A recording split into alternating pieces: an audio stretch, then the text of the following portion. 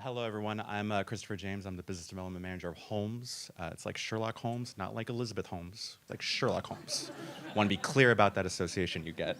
In that capacity, I'd like to share that we are a group of structural and fire engineers with 5 offices here in the US, but also a global presence around the globe.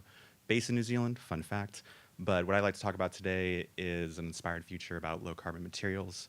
Holmes, as just a premise of our ideology, is predicated on the belief that you should always work on projects that are of high design or design values, and then also of sustainable or low carbon materials. So those are the projects we love. Fortunately, 80% of them are under NDA, so I thought it might be helpful to show you a few of them. But with that, please, next.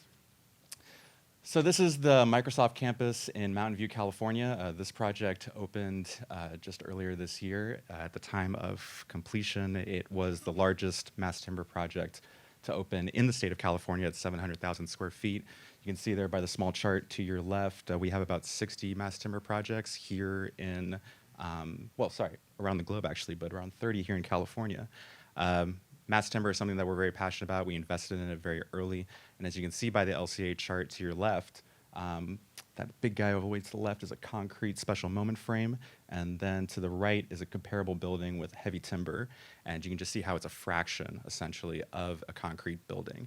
And that's one of the reasons that the company really was gung-ho about investing in it early on. And it's something that I work very hard to facilitate the growth of here in Los Angeles. I'm always talking about it. You probably see it on my LinkedIn. And I apologize if you've seen too much of it, but you'll probably see more of it.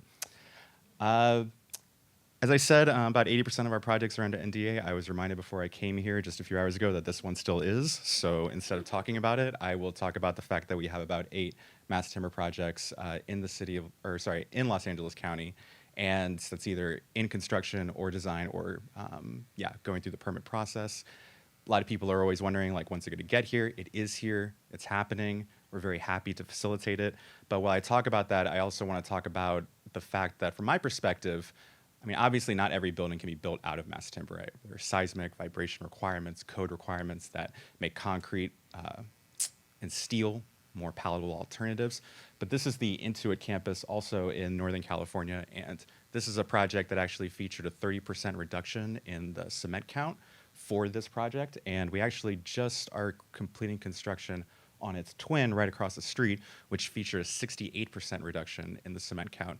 Just to give you an idea of what that means that we basically kept about 1,800 cars off the road for a whole year. And now we've actually embedded all of our material notes to include low carbon requirements for our cement, production. With that, I think also I'd like to point out that we're also advocates for green policy. I think a lot of people here at Skanska know all about Fire District 1.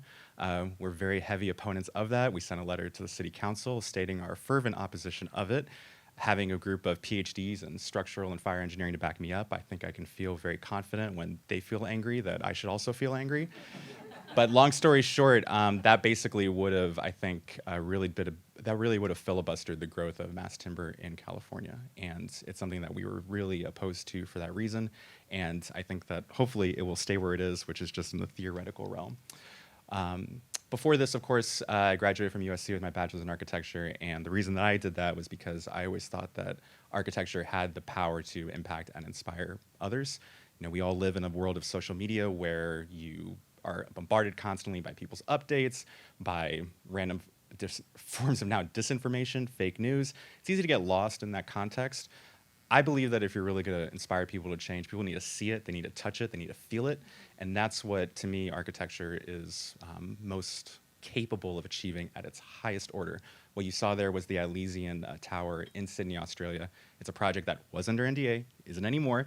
When completed, it will be the largest mass timber tower in the world, and that's just an example of something that we think could happen here in LA. We really want to help anyone who also wants to do that. Thank you.